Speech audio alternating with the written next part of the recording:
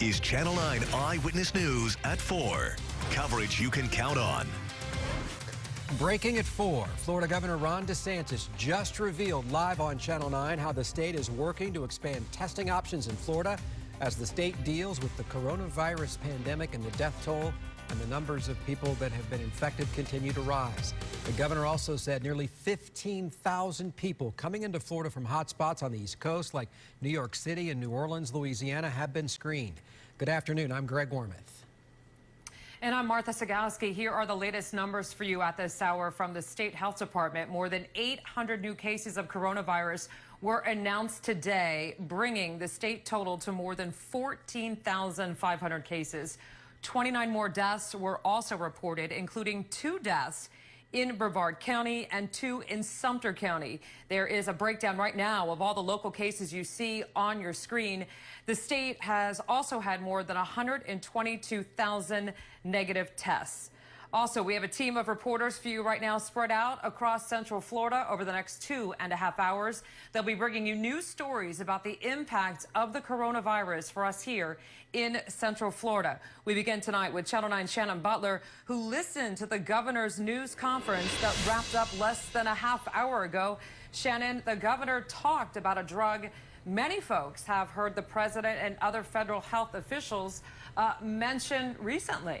Yeah, hydrochloroquine is being talked about federally, and now it seems here in Florida the drug is used to treat things like lupus. In the governor's update today, he brought in a doctor to talk about what they're doing in South Florida with the drug. Also today, Congresswoman Val Deming said that she was part of writing a letter asking the vice president to preserve the drug for people who need it, like those people with lupus. Right now, testing in Florida stands at 140,000 tests so far, and there's been good results on those rapid tests. Hospitals who don't have those tests, the governor wants to know immediately so he can get them down to the hospitals that need it. He says this helps rule out someone with symptoms right away, and of course help the first responders on the front lines. Now, right now, he said hospitals have 43% capacity on those hospital beds, but really that big talk is the shipment of this controversial drug. I spoke to President Trump, and then he spoke to Prime Minister Modi, and Modi has made an exception for the United States. So Teva is bringing more of this into the United States. Now, Martha, I don't want to not miss mentioning this. I got calls today about that unemployment and the filings there. FedEx, it seems, really to the rescue here. People told me that they were actually going in with those paper applications, giving them to FedEx, and they were being turned around, and they will get to Tallahassee by tomorrow. They said this process was so much easier than going online. Some good news here, at least on that front, Martha. Yes, Shannon, so many people have been disappointed and working so hard to get that information where it needs to go. Glad that FedEx is stepping in. Right now, Orange County leaders gave an update on their crisis rental assistance program today. And our Lauren Seabrook was at that news conference. She's got more right now in the studio. And Lauren, the county says it had no idea just how many people would actually be needing help. Martha, this program was only supposed to fill the gap for people until they could receive financial help from either the state or federal government. But that help just isn't coming fast enough for them. And the mayor wants people who are approved to know their checks will be coming very soon. Orange County's rental assistance program was created to help about 1,500 families with a budget of $1.8 million. But after they've now gone through all the applications, more than 26,000 people are asking for their help paying rent. Each person or family can receive up to $1,200 depending on their situation. Once someone is approved, the county says a check will be cut within 1 to 3 weeks. Qualified applicants will have an appointment with the county and will need to verify the financial impact on their household, their pay stubs, and current bank bank statement, a letter from their employer, and verification of their legal status. Now, the neighborhoods that are needing the most help are Azalea Park, Edgewood, Holden Heights, Oak Ridge, Pine Castle, Orla Vista, Hunters Creek, Pine Hills, and Williamsburg. Another county fund is being set up to help people pay for their utilities. To qualify for that funding, your household can be no more than 150% of poverty guidelines. It appears that we were off in terms of the total need within our community. And Mayor Deming says this program was created with what the current budget would allow for, but he's asked county staff to look at the demand and to come up with a fiscal option to see if there's any funding they can use without going into county reserves to get more help out to the community. That will be brought up again at the next county commission meeting in 2 weeks. Greg. And we noticed there, of course, that county commission meeting done online, and that's why it looks a little bit different. Thank you, Lauren. And testing today at the Orange County Convention Center was a bit slower than usual. Around 10:30 this morning, fewer than 40 people had been screened total.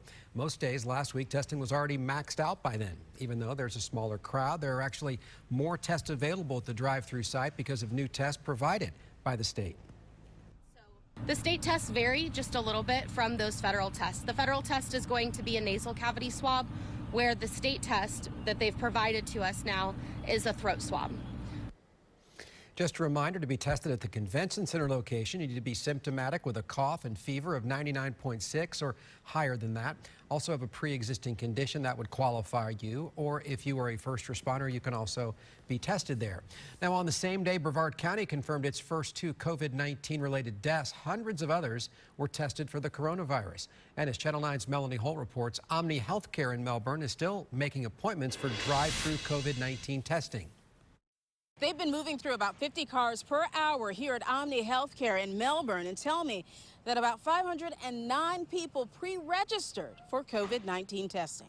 We needed a drive-through and we needed to get this done so that basically more people know what's going on. Bill Hutchings was one of the hundreds of people who made an appointment for a drive-through COVID-19 test at Omni Healthcare in Melbourne today. This is the most serious thing that's ever happened in my lifetime.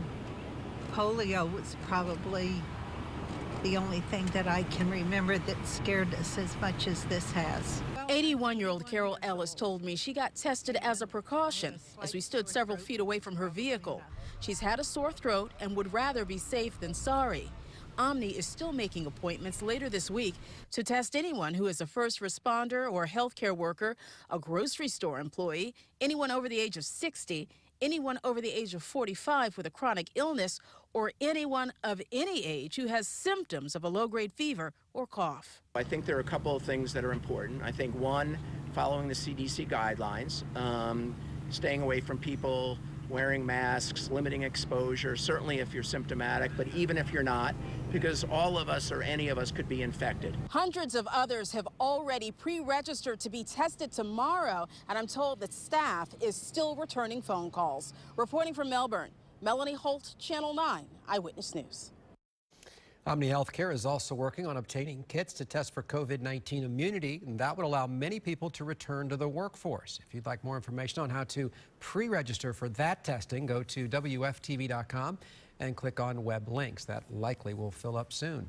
And if you have any more questions about the coronavirus, you can always call the Florida Department of Health anytime. The number is on your screen, 866-779-6121. It's 24 hours a day, 7 days a week, Martha. And Greg, laid off workers at Orlando International Airport say that their employer put them at risk of contracting COVID-19. Now, 35 laid off workers at OIA have filed complaints with OSHA saying safety protocols were violated. Channel 9's Shannon Butler heard from those workers who claim they were put at risk. Rosanny Tejada worked at the Starbucks inside the airport until last Thursday. She said safety was not the top priority for her employer. They don't care about us. That makes me angry. And she worries now about the people who are still there trying to make a living. Not many people have, I'm getting emotional, have enough savings to, take care of their kids.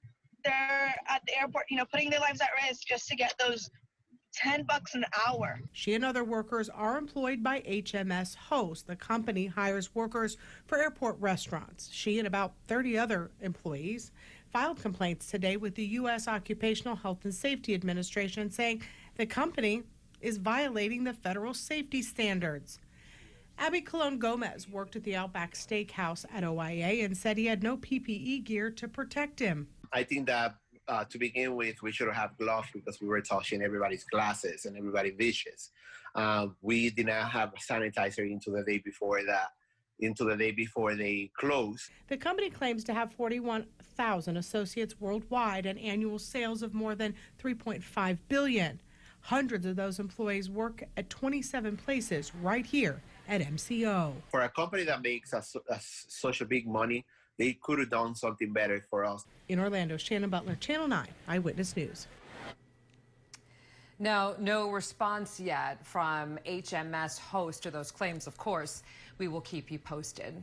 Well, if you're still deciding what to do for dinner, and who isn't tonight, local officials are asking you to support all those local restaurants rather than cook for yourself. Sounds like a good deal.